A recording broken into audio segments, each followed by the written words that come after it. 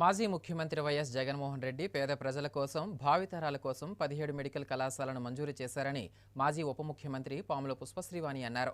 గత ప్రభుత్వం హయాంలో 17 మెడికల్ కళాశాలలకు 7 పూర్తి చేసిన ఘనత వైసీపీదేనని స్పష్టం చేశారు. పార్వతీపురం మన్యం జిల్లా గుమ్మలక్ష్మీపురం నియోజకవర్గంలోని తన కార్యాలయంలో మీడియా సమావేశం నిర్వహించారు. ఈ సందర్భంగా ఆమె మాట్లాడుతూ రాష్ట్రంలో మహిళలపై అఘాయిత్యం జరుగుతున్నా, గంజాయి తరలిస్తున్నా ప్రభుత్వం పట్టించుకోవట్లేదని, హోంమంత్రిగా పనిచేస్తున్న అనితకు పోలీస్ శాఖపై పట్టులేదని విమర్శించారు. గత ప్రభుత్వంలో 3 దశల్లో 17 మెడికల్ కళాశాలలు పూర్తి చేయడానికి లక్ష్యం పెట్టుకున్నామన్నారు.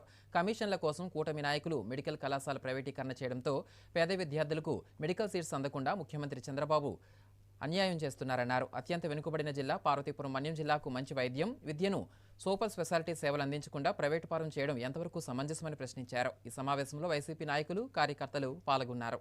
పెట్టడానికి ముఖ్య కారణం ఏంటి అంటే, ఈ రాష్ట్రంలో ఈ కూటమి ప్రభుత్వం వచ్చిన తర్వాత ఈ కూటమి ప్రభుత్వం తీసుకుంటున్నటువంటి నిర్ణయాల వల్ల, ఈ కూటమి ప్రభుత్వం యొక్క విధానాల వల్ల ఈ రాష్ట్రంలో ఉన్నటువంటి పేదవాడు భవిష్యత్తు ప్రశ్నార్థకం అయ్యే విధంగా వీళ్ళ నిర్ణయాలు ఉన్నాయని చెప్పడానికి ఈరోజు నిజంగా చింతిస్తున్నాం.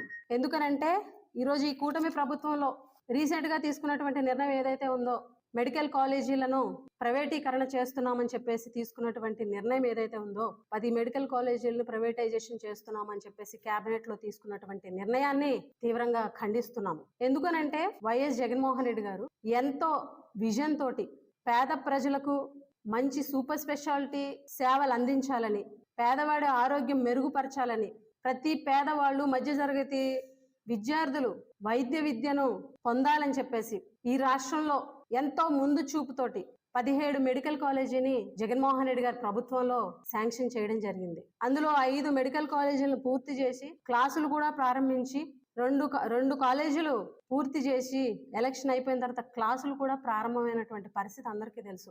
ఆ 7 మెడికల్ కాలేజీలు కూడా విజయనగరం, ఏలూరు, రాజమండ్రి, మచిలీపట్నం, నంద్యాల 7 మెడికల్ కాలేజీలని కూడా పూర్తి చేయడం జరిగింది. ఈ రోజు ఈ ప్రభుత్వం వచ్చిన తర్వాత మిగిలిన 10 కాలేజీలు, వివిధ దశల్లో ఉన్నటువంటి మిగిలిన 10 మెడికల్ కాలేజీలని కూడా ఈ రోజు ప్రైవేటైజేషన్ చేస్తాము, ప్రైవేటీకరణ చేస్తామని చెప్పడం నిజంగా సిగ్గుచేటు. ఈ 10 మెడికల్ కాలేజీలు కూడా జగన్మోహన్ రెడ్డి గారి విజన్ 3 దశల్లో ఈ 17 మెడికల్ కాలేజీలని కూడా కంప్లీట్ చేయాలి 3 దశల్లో అన్నది పెట్టుకోవడం జరిగింది. 7 మెడికల్ కాలేజీలని కంప్లీట్ చేసి 2024-25 అకాడమిక్ ఇయర్ కి ఇంకొక 4 కాలేజీలు ప్రారంభించాలని, అదేవిధంగా 2025-26 అకాడమిక్ ఇయర్ కి ఇంకొక 6 కాలేజీలు క్లాసులు ప్రారంభించాలన్న లక్ష్యంతో ఈ 17 మెడికల్ కాలేజీలని కూడా ప్రారంభించడం జరిగింది. మేము 10 మెడికల్ కాలేజీలని కూడా పూర్తి చేయలేము, మాకు చేత కాదు, మాది అసమర్థ ప్రభుత్వం అని చెప్పి ఈ రోజు చేతులు ఎత్తేసి పీపీపీ మోడల్ అంటే పీపీపీ మోడల్ అని చెప్పేసి ఈ రోజు ప్రైవేటీకరణ దిశగా ఈ రోజు ముందుకెళ్తున్నటువంటి పరిస్థితి నిజంగా దురదృష్టకరం.